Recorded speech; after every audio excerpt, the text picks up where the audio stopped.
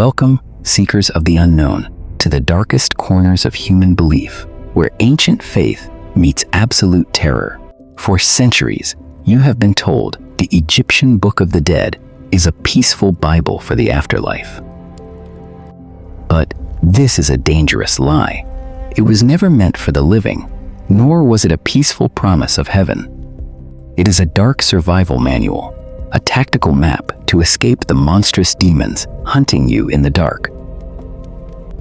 Without it, your soul will be torn apart. Tonight we descend into the Duat to uncover its dark secrets. We begin in the New Kingdom around 1250 BC, a time when death dominated Egyptian minds.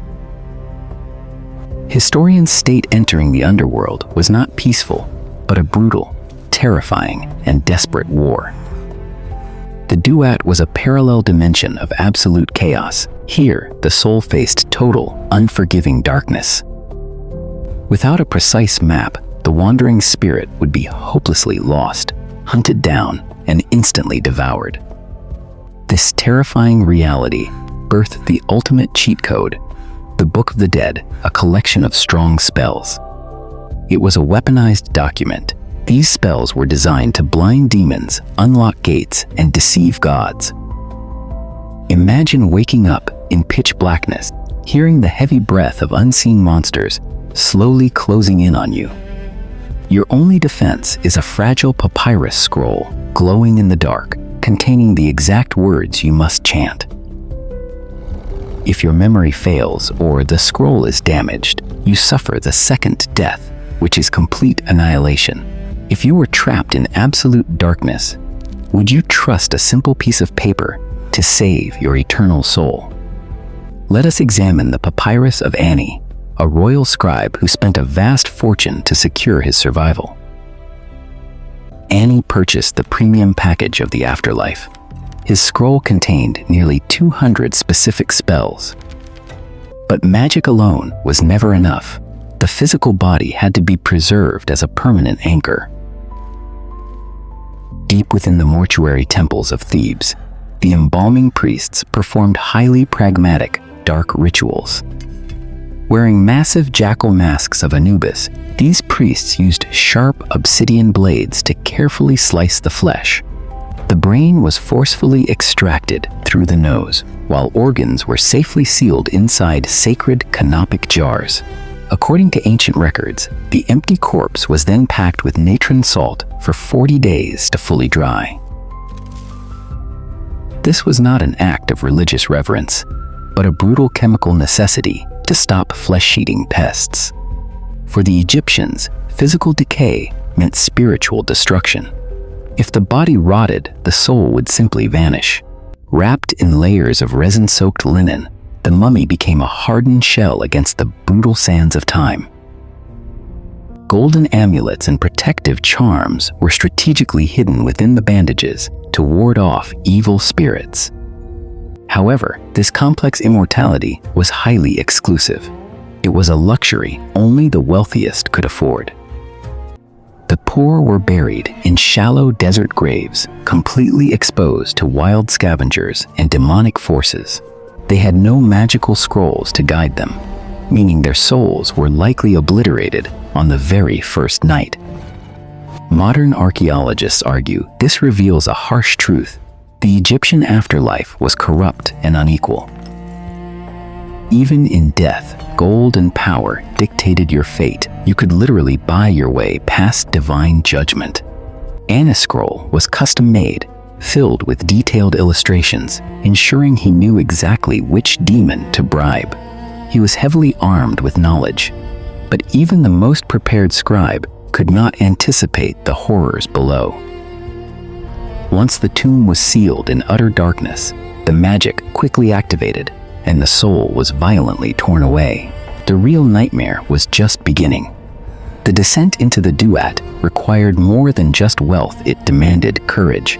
Ani's spirit awakens in the cold, narrow caverns of the Duat, completely isolated and consumed by fear. Before he can move, he must undergo the opening of the mouth, a vital and terrifying magical procedure. A shadow priest approaches, striking the mummy's face with a cursed stone blade to forcefully unlock its senses. If this ritual fails, the soul remains permanently blind, deaf, and mute while wandering the treacherous underworld. Suddenly, the darkness violently shifts. A colossal mass emerges from the suffocating, heavy volcanic fog. It is Apophis, the giant serpent of chaos. Its crimson eyes burn with deep malice, seeking to consume Ani. This snake is not a mere beast. It is the physical embodiment of nothingness, threatening to erase existence. Ani defensively raises his papyrus scroll. Like a glowing shield, the magical hieroglyphs flare up brilliantly. He chants the specific spell of repulsion, screaming the ancient words to force the massive serpent backward. Confronted by a monster of pure chaos, could you maintain your sanity and recite a complex magical spell? Surviving Apophis is only the first step. Ani now faces a dark labyrinth and 21 demon gates. Each massive stone gate is guarded by a grotesque, deformed demon holding a rusted, blood-stained bronze dagger. These dark creatures have horrifying names like Eater of Blood, or He Who Swallows the Shadows in the Night. To pass safely, the soul must loudly and confidently declare the demon's exact secret name without stuttering. Knowledge of the name grants absolute power over the entity. A single mispronunciation means instant death. Ani frantically scans his scroll, reading the glowing text just in time to command the guardians to step aside. This treacherous journey proves that Egyptian magic functioned exactly like a highly specific, binding legal contract. There was no room for error. The spells were strict, unforgiving codes that demanded absolute, perfect execution. The underworld was a dark bureaucracy. It cared nothing for your feelings, only your compliance with the rules. As Ani pushes deeper, the atmosphere grows incredibly heavy. The distant sound of a massive scale echoes loudly. The air smells of ozone and ancient dust. He has finally reached the center of the underworld, the final test. He steps onto the polished stone floor of the Hall of Truth, where divine judgment is executed without mercy. This is not a place of forgiveness. It is a terrifying courtroom where every single sin is permanently weighed. At the far end, Osiris, the resurrected lord of the underworld, sits silently upon his ornate golden throne. His necrotic, greenish skin and tightly wrapped mummy bandages exude a terrifying, overwhelming authority.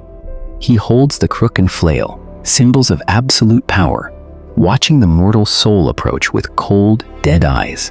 Ani falls to his knees, trembling violently. He knows that all his wealth and spells cannot easily save him now. The final judgment requires something far more dangerous. It requires him to lie directly to the ancient gods.